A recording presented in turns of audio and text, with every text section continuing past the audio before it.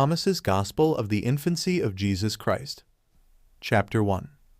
I, Thomas, an Israelite, judged it necessary to make known to our brethren among the Gentiles the actions and miracles of Christ in his childhood, which our Lord and God Jesus Christ wrought after his birth in Bethlehem in our country, at which I myself was astonished, the beginning of which was as followeth.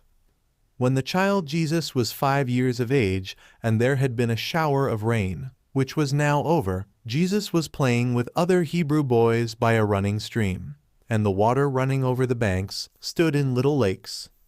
But the water instantly became clear and useful again. He having smote them only by his word, they readily obeyed him.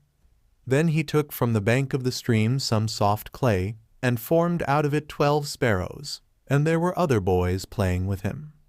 But a certain Jew, seeing the things which he was doing, namely, his forming clay into the figures of sparrows on the Sabbath day, went presently away, and told his father Joseph, and said, Behold, thy boy is playing by the riverside, and has taken clay, and formed it into 12 sparrows, and profaneth the Sabbath. Then Joseph came to the place where he was, and when he saw him, called to him, and said, Why dost thou that which it is not lawful to do on the Sabbath day? Then Jesus, clapping together the palms of his hands, called to the sparrows, and said to them, Go, fly away, and while ye live remember me. So the sparrows fled away, making a noise. The Jews, seeing this, were astonished, and went away, and told their chief persons what a strange miracle they had seen wrought by Jesus. Chapter 2. Besides this, the son of Anna the scribe was standing there with Joseph, and took a bough of a willow tree, and scattered the waters which Jesus had gathered into lakes. But the boy Jesus, seeing what he had done, became angry, and said to him, Thou fool, what harm did the lake do thee, that thou shouldest scatter the water? Behold, now thou shalt wither as a tree, and shalt not bring forth either leaves, or branches, or fruit.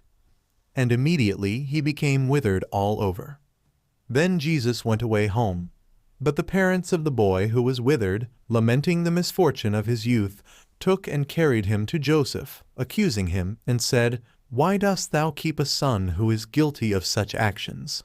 Then Jesus, at the request of all who were present, did heal him, leaving only some small member to continue withered, that they might take warning. Another time Jesus went forth into the street, and a boy running by rushed upon his shoulder. At which Jesus, being angry, said to him, Thou shalt go no farther. And he instantly fell down dead. Which when some persons saw, they said, Where was this boy born, that everything which he says presently cometh to pass? Then the parents of the dead by going to Joseph complained, saying, You are not fit to live with us in our city, having such a boy as that. Either teach him that he bless and not curse, or else depart hence with him, for he kills our children. Then Joseph, calling the boy Jesus by himself, instructed him, saying, Why dost thou such things to injure the people so, that they hate us and prosecute us? But Jesus replied, I know that what thou sayest is not of thyself, but for thy sake I will say nothing. But they who have said these things to thee shall suffer everlasting punishment. And immediately they who had accused him became blind. And all they who saw it were exceedingly afraid and confounded, and said concerning him, Whatsoever he saith, whether good or bad, immediately cometh to pass, and they were amazed.